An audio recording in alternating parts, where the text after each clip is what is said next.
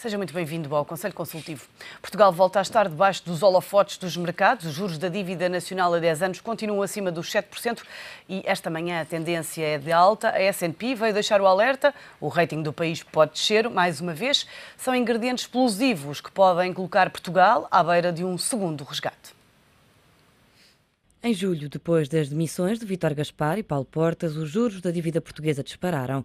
Há 10 anos, chegaram a tocar o patamar dos 7,5%. Desde então, têm oscilado entre subidas e descidas, mas sempre acima dos 7%. Aquela barreira psicológica que nos diz que o financiamento é demasiado caro. A subida das taxas, sobretudo a 10 anos, 5 e 10 anos sobretudo, também tem a ver um bocado com aquilo que tem sido a evolução do mercado de dívida na economia mundial. Também a potência por taxa fixa, sobretudo médio e longo prazo, também baixou. Mas no caso português não é apenas isto, os investidores continuam a ver riscos no programa de ajustamento. Não podemos descartar aqui esta questão dos desequilíbrios, estamos aqui em algum impasse, em alguma incerteza naquilo que tem que ser a reestruturação dos custos do Estado e como é que vai financiar o diferencial entre aquilo que obtém em termos de receitas daquilo que continua a ser a variável. Ao longo do último, diria, mês, já se foi refletido. Portugal tem sido o periférico, especialmente comparando com Espanha e Itália, tem feito uma underperformance significativa. Se calhar este tipo de decisões das agências de rating muitas vezes acontece durante muitos dias, passam-se movimentos de mercado que as pessoas não conseguem dizer, não sei o que é que se passa, depois aparece uma decisão de uma agência de rating, porque a circulação da informação das agências de rating, muita gente eventualmente as saberá antes e vai atuando. Aliado à subida das taxas de juros no mercado secundário, a S&P trouxe uma pressão adicional. A agência ameaça voltar a cortar o rating do país. Nesta altura, a classificação da dívida portuguesa está sob perspectiva negativa. Daqui por 3 meses deve chegar a decisão e, se a ameaça for cumprida, torna-se ainda mais difícil arranjar compradores para a dívida nacional.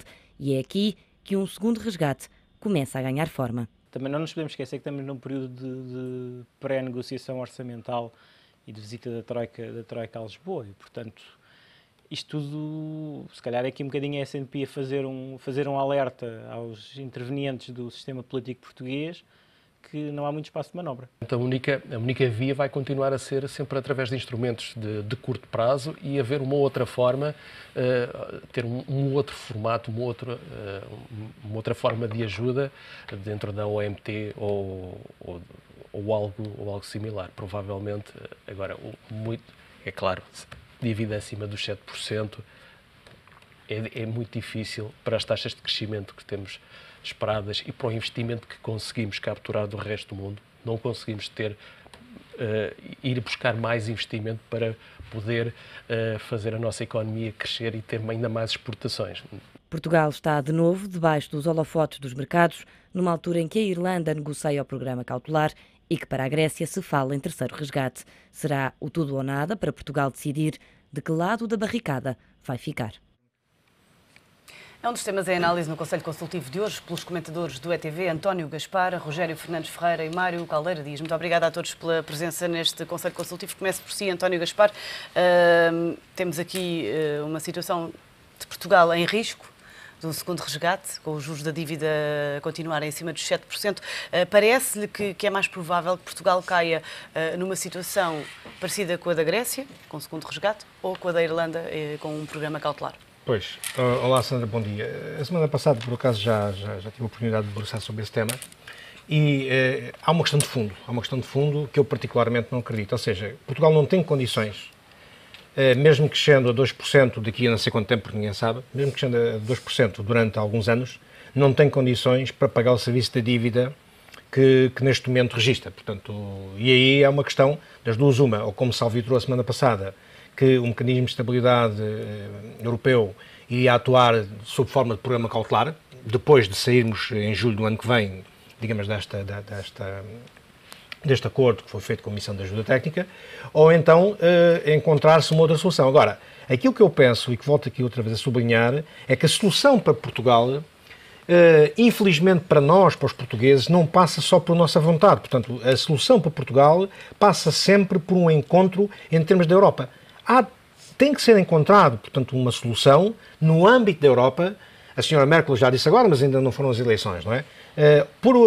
Aquilo que eu penso é que, parcialmente ou totalmente, mas que é parcialmente, a mutualização da dívida faz todo o sentido para nós conseguirmos sair, de facto, do buraco onde entramos. Não faz sentido, a meu ver, absolutamente nenhum agora estarmos, pelo menos aquilo que eu penso, quer dizer, estamos a opinar se será um segundo resgate, se será igual ao da Grécia, se será aquilo que se propõe para a Irlanda. Eu penso que, em parte, poderá ser aquilo que se propõe para a Irlanda, mas mesmo assim, eu acredito que não é suficiente para nós resolvermos os nossos compromissos que assumimos com os nossos credores. Portanto, e aí só uma mutualização da dívida, porque mesmo assim aquela solução que se propõe para a Irlanda, portanto que é esse tal acordo através do mecanismo europeu de estabilidade, o que se propõe para a Irlanda, que poderá ser aplicado depois a Portugal, digamos, é uma solução de manutenção, sobretudo de taxas baixas de financiamento, porque a ida aos mercados fica comprometida, como nós vimos agora ainda na peça, com estas taxas que se estão a verificar neste momento. Portanto, é o Banco Central Europeu, através desse mecanismo, ou o Banco Central Europeu, de uma forma direta, a manter as taxas de uma forma homogénea e baixas para que os países consigam, de facto, financiar-se e pagar o serviço da dívida. Agora, mesmo assim, essas taxas baixas, e com uma taxa de crescimento que se prevê baixa, porque neste momento olhamos para a Europa e quais são os países que estão a crescer mais 2%. Não vejo países que estejam a crescer mais 2%. Portanto, até a própria Alemanha, que é o motor da União Europeia, está a crescer as taxas que nós sabemos. Portanto, eu acho que um crescimento por essa ordem, e não vejo que Portugal consiga crescer mais do que isso nos próximos 10 anos, um crescimento dessa ordem não consegue gerar, em termos internos, uma riqueza que depois, através dos impostos aplicados a essa riqueza, consiga canalizar para o Estado um volume de receita para fazer face ao serviço da dívida. Mas uma coisa é certa, Portugal vai precisar de ajuda para além do programa de ajustamento, para além de 2014. Não tenho dúvidas. Não tenho dúvidas absolutamente nenhumas. Aquilo que eu dizia vai nesse sentido. Quer dizer, ou através de um mecanismo de estabilidade será parcialmente uma ajuda, ou então também parcialmente através de uma reestruturação da dívida que passa por essa mutualização que referenciei. Porque Portugal, neste momento, e eu tenho dúvidas também, muito mais dúvidas naturalmente relativamente à Grécia, estes dois países, pelo menos estes dois países, não conseguiram sair da situação onde estão se não tiverem uma ajuda europeia. E essa ajuda europeia pode assumir ou a mutualização da dívida total ou parcial, também um mecanismo de estabilidade europeu que, através do Banco Central Europeu, vem, sobretudo através do nível das taxas de juros, fornecer financiamentos para que os países não vão aos mercados e não se vão confrontar nos mercados com taxas, então, que essas são completamente impossíveis de pagar. Rogério Fernandes Ferreira, a verdade é que Portugal tem agora que recuperar a confiança dos investidores internacionais e mostrar que está comprometido com o programa de ajustamento que acordou com a Troika. Ao pedir uma flexibilização da meta do déficit para os 4,5%, Portugal não mostra exatamente o contrário, ou seja, que não está completamente comprometido com o programa que acordou com a Comissão Internacional? Eu julgo que sim, que tem razão em fazer a pergunta. Acho que o grande problema neste momento é um problema de credibilidade. Portanto, Portugal tem que jogar muito nesta questão da credibilidade junto dos mercados externos. E, de facto, acho que tem, em algumas situações, do ponto de vista político, dado tiros no pé. E começou desde logo com a crise política que nós assistimos aqui há algum tempo, que acho que foi de facto um tiro no pé perfeitamente escusado. Nos dois pés, se calhar. E acho que, apesar de até porventura ser necessária esta flexibilização ao nível do déficit, acho que, digamos, publicamente, provavelmente isto não devia ter sido anunciado, uma vez que até já tinha sido renegociado, digamos, novos valores para o déficit e, portanto, talvez não fosse esta altura para publicamente o anunciar. E quando digo isto da parte do Governo, como digo isto da parte da oposição, porque a oposição ainda acentua mais do ponto de vista público. A oposição pede 5%. Esta sessão. Portanto, não quer dizer que não seja necessário, provavelmente até será, mas acho que também há as próprias negociações da Troika e no âmbito da avaliação, à porta fechada, isto podia ter sido, obviamente, discutido com a Troika, sem passar, digamos, aos mercados este sinal. Portanto, acho de facto o governo português neste momento tem que jogar efetivamente na credibilidade e no cumprimento dos compromissos internacionais que assumiu com os seus credores internacionais. E parece que só com a recuperação dessa confiança é que vai ser possível regressar aos mercados em 2014 e evitar o tal segundo resgate. E com crescimento económico, como é óbvio, não é? E com crescimento económico. E esse crescimento económico é que que não se consegue decretar, não é? Porque não é através de uma assinatura num diploma que se faz crescer. E aqui está o papel também da União Europeia. De facto, digamos, a Europa deve aqui dar uma ajuda, seja através da mutualização, seja de outros mecanismos, no sentido de facilitar o caminho que Portugal assumiu com estes compromissos internacionais com a Troika. Mário Caldeira Dias, parece-me que se Portugal conseguir garantir que há, de facto, estabilidade política, que o Governo consegue cumprir o programa de ajustamento, fazer a reforma do Estado e cortar na despesa pública sem estar sempre a desculpar-se com o Tribunal Constitucional, só perante estas premissas é que há hipótese de sucesso para Portugal? Não, o problema disso tudo é a chamada contradição entre esses vários tipos de objetivos, não é? Que é verdade, para recuperar a confiança dos mercados esses que não perdoam nada, como vimos agora pela atitude da Standard & Poor's, vão aproveitar todos os pretextos para aumentar especulativamente as taxas de juros, na medida em que eles próprios estão ligados a fundos de investimento e têm todo o interesse em valorizar os capitais investidos na dívida, e isso consegue-se aproveitando todas as oportunidades para degradar o rating e para aumentar as próprias taxas de juros.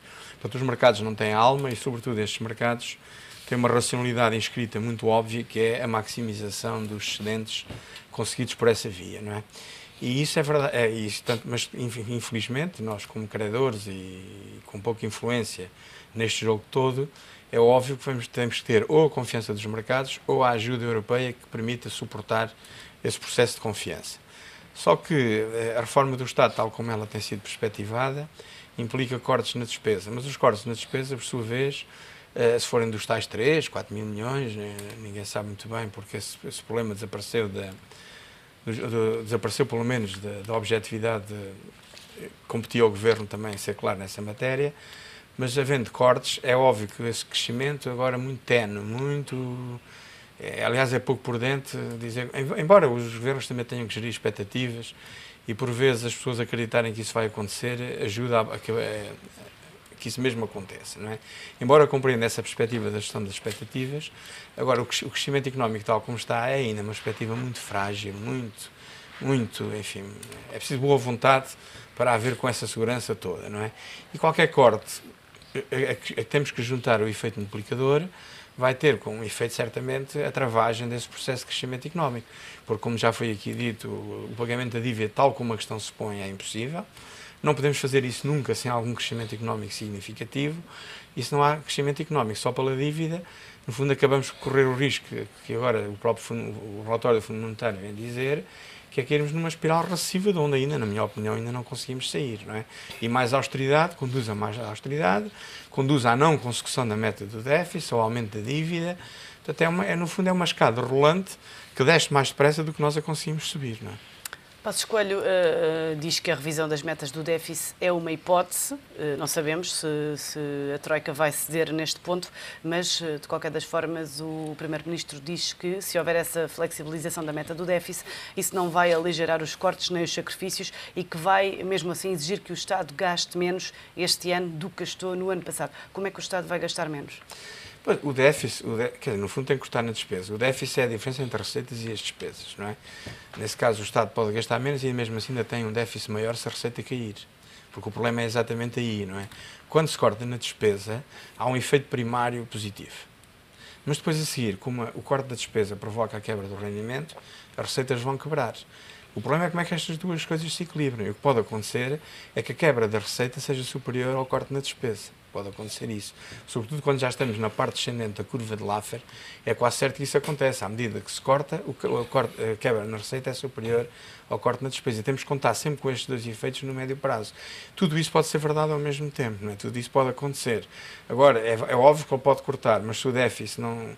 Então, no fundo, o que ele poderá querer dizer, mesmo que haja a permissão de um déficit, ele não vai utilizar essa permissão, que também é um contrassenso. Porque na medida em que utilizar os 4,5 em vez dos 4, isso significa que o déficit vai aumentar, logo as despesas vão continuar a ser maiores que as receitas e maiores do que eram o ano passado. Ou pelo menos não tão grandes quando a gente esperava, não é? Portanto, isso que ele diz é muito contraditório, é um contrassenso dizê-lo, porque não faz sentido conjugar uma coisa com a outra. Um déficit maior serve para aumentar a relação das despesas com as receitas, não é? António Gaspar, há o grande constrangimento que é o Tribunal Constitucional, já chumbou 2 medidas do Orçamento do Estado, agora prepara-se para eventualmente chumbar mais uma, estamos a falar da convergência das pensões, e temos também, que é essencial para a reforma do Estado, temos também o Primeiro-Ministro a dizer que agora é que vai lançar um debate nacional sobre a reforma do Estado. Eu pergunto só agora. Vamos lá ver. A reforma do Estado, penso eu que já há muito tempo que se vem falando sobre isso. De uma forma mais ou menos institucional, mas já há muito tempo que se vem falando sobre isso.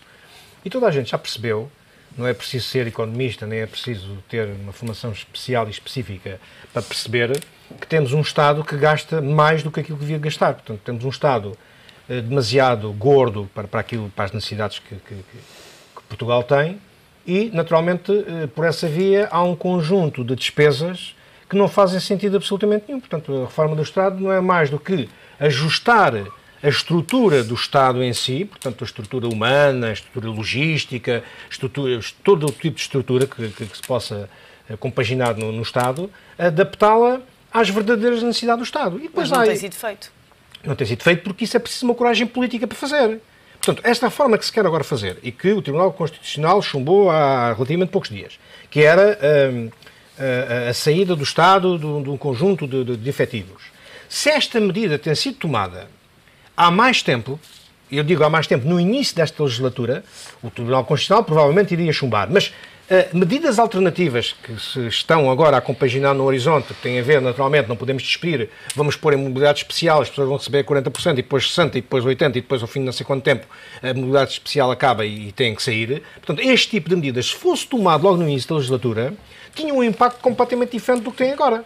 Naturalmente que essas medidas, como sendo impopulares, e como gerando um grande alarido em termos sociais, e como gerando uma grande discussão, de uma forma até muito dura na sociedade portuguesa, o Governo fugiu a esse tipo, particularmente o Ministro das Finanças na altura, fugiu a esse tipo de responsabilidades. Portanto, foi, chutando para a frente, avançando e tomando essas medidas cada vez mais tarde. Chega-se ao beco sem saída. Portanto, e ainda vai a tempo? Quer dizer, vai sempre a tempo, não é? Vai sempre a tempo, agora diz-me assim, vai a tempo, mas os custos são muito maiores. Naturalmente que são, porque se tivéssemos tomado estas medidas há 2 anos ou 2 anos e qualquer coisa, se calhar já tinham sido mitigadas em toda esta situação e hoje já estamos numa situação completamente diferente. Agora, chegámos ao beco sem saída e aí temos o beco e temos a espada, quer dizer, não há ponto de fugir, não é? Ou vamos para a espada ou ficamos ali, fechados. Portanto, o Governo não tem outra alternativa, tem que diminuir a despesa pública, de facto tem que diminuir a despesa pública, é exageradíssima a despesa pública, mas depois também alguém poderá dizer, um destes dias estava a falar com alguém e dizer, são pínaps. Não são pínaps, quer dizer, há certas e determinadas coisas que o Estado hoje tem, mordomias, prebendas, que têm alguns funcionários do Estado, nas suas mais variantes, categorias de funcionários do Estado, que têm que ser disciplinadas e que de uma vez por todas têm que ser retiradas essas mordomias. Eu não percebo, por exemplo, já aqui disse e volto a sublinhar outra vez, porque é que a oposição e os partidos que estão agora na governação não se entendem para modificar um conjunto de prebendas, por exemplo, o Tribunal Constitucional. Porquê que os juízes do Tribunal Constitucional têm, ao fim de 10, 12 anos, têm a reforma por inteiro? Se podem informar. Mais, porquê que os deputados têm um regime e as subvenções de cargos políticos têm os regimes que nós conhecemos? Porquê que não têm exatamente os mesmos regimes, no caso dos deputados, de aposentação ou de reforma, que tem um indivíduo qualquer que esteja na atividade privada em regime da sua contribuição para a segurança social e para a reforma futura? Portanto, há aqui um conjunto de coisas, mesmo dentro dos próprios ministérios hoje, se calhar há um conjunto de situações que toda a gente vê, que um secretário de Estado tem 4 e 5 motoristas, podem dizer, são pínaps, não são, quer dizer, isto ajudava a disciplinar e, sobretudo, ajudava quem está efetivamente desempregado, quem está a receber o rendimento social de inserção, quem está a receber o rendimento mínimo, quem está a receber pensões de 300 e 400 euros, que são uma grande parte dos portugueses, jovens que não têm emprego, ajudava essas pessoas a criar mais alguma alma para enfrentar as situações difíceis, porque por um lado vêem-se nesta situação dificílima e por outro lado vêem pessoas que têm umas prebendas que não faz absolutamente nenhum sentido, quer dizer, no Portugal, com estas extremas dificuldades que vivemos, gravidade da situação, e continuar com esse tipo de prebendas. Rogério Fernandes Ferreira, alguém acredita que esta reforma do Estado vai ver a luz do dia ainda durante esta legislatura? Eu espero que sim, até porque há as tais obrigações e compromissos internacionais que o governo português assumiu. Portanto, espero que sim. Alguma coisa se está a fazer, quer ao nível de... Quando falamos em reforma do Estado, estamos muitas vezes a olhar para o lado da despesa, mas também ao lado da receita e tem-se vindo a cumprir, apesar de tudo, melhor ou pior, os compromissos que Portugal assumiu. Portanto, eu diria, espero que sim. Mário Caldeira Dias, prevêem-se medidas mais duras na reforma do Estado? Mas tudo o que significa cortes na despesa, quer dizer, podem ser mais ou menos justificados, mas os cortes na despesa significa sempre algum rendimento que está a ser canalizado para determinada entidade ou pessoa que deixa de ser feito. Não é?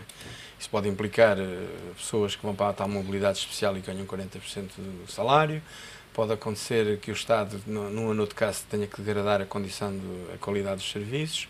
Pode haver cortes nos apoios sociais. No fundo, os cortes, quer se queira, quer não, vão sempre ter às pensões, aos salários e aos apoios sociais, que é aí que estão cerca de 70% do Orçamento de Estado. Os outros 30%, então a lógica das parcerias, dos contratos, das consultadorias, dos outsourcings, por aí fora, não é? O Governo tem mostrado uma menor propensão para mexer nesta área, embora eu admita também que haja questões jurídicas muito mais fortes e muito mais difíceis no outro lado, mas também podia haver uma vontade política um pouco mais forte nesse sentido. E há coragem política, na sua opinião, para mexer em situações como as que o António Gaspar estava a dizer há pouco? Pois, o problema é que mesmo que alguma coisa possa estar a ser feita, o que é certo é que em termos de opinião pública, a opinião pública resta mais para a liquididade percebida do que para a liquididade efetiva. E a forma como os processos têm que ser conduzidos e a existência de focos deste tipo, que muitas vezes eventualmente podem nem ser muito significativos, mas a sua existência simbólica, não é preciso não ver que as sociedades hoje movem-se de acordo com a chamada regra do interacionismo simbólico, que falava já o Weber e depois os sociólogos dos anos 60, não é? E as pessoas acabam a construir a sua opinião na base destas perspectivas simbólicas e exemplificativas, não é? E, portanto, por muito se queira ou não, o Governo pelo menos não soube gerir estes casos e estas situações de molde a dar à opinião pública a ideia que a austeridade era para todos e que os sacrifícios têm que ser repartidos por toda a sociedade à medida das posses de cada um.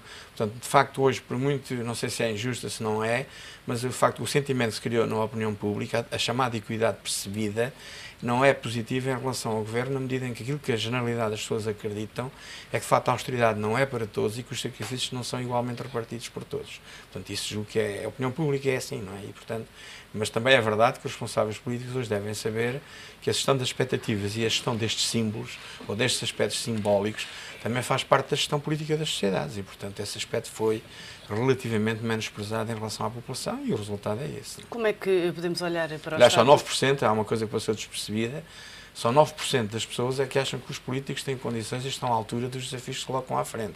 Ora, 9% é menos de 1/10 da população portuguesa. As pessoas não acreditam nos políticos. Pois, segundo o inquérito, só 9% acreditavam. Como é que podemos olhar para o Estado do ponto de vista da eficiência? Quer dizer, a questão não pode ser avaliada da mesma forma. A eficiência na administração pública não se coloca nas mesmas questões que se põe na iniciativa privada. Mesmo a questão dos serviços públicos entregues à iniciativa privada partem de 3 ou 4 pressupostos errados. Primeiro, que a gestão privada é sempre mais eficiente que a gestão pública. Não é verdade, porque também há muitos exemplos de gestão pública eficiente. Por outro lado, quando se trata de naturezas de serviços ou prestação de bens públicos ou serviços públicos, a iniciativa privada só consegue de facto provar e ter resultados em 3 condições. A melhor de todas é quando a produtividade era tão grande que permitia poupar dinheiro e mesmo assim servir melhor. Mas raramente é o caso, porque são serviços e zonas sujeitas a produtividades normalmente relativamente baixas e que não mudam de um momento para o outro. Ou então selecionar os utentes, isto é, ficar com os utentes mais convenientes e exportar o resto para os serviços públicos, ou então diminuir artificialmente os custos, ou aumentar artificialmente os custos. E normalmente, muitas vezes, reduz-se nos custos fixos, pessoas, salários, etc., mas aumentam-se nos custos variáveis, por exemplo, no caso da saúde, diagnóstico, radiografias, exames, etc., etc. Portanto, há muitos serviços, ou seja, a questão da avaliação da eficiência na administração pública não se pode colocar nos mesmos termos e com os mesmos pressupostos que tem a iniciativa privada. Porque isso, quando caímos nesse campo, já estamos na ideologia ou numa questão de fé, quer dizer, já é uma questão religiosa, isto é, acreditar que o mercado resolve sempre melhor todos os problemas. E isso são dogmas, e esses dogmas são uma questão de fé e não uma questão de ciência económica. Mário Caldeira Dias, António Gaspar, Rogério Fernandes Ferreira, muito obrigada pela vossa presença e análise neste Conselho Consultivo que está de regresso na próxima segunda-feira.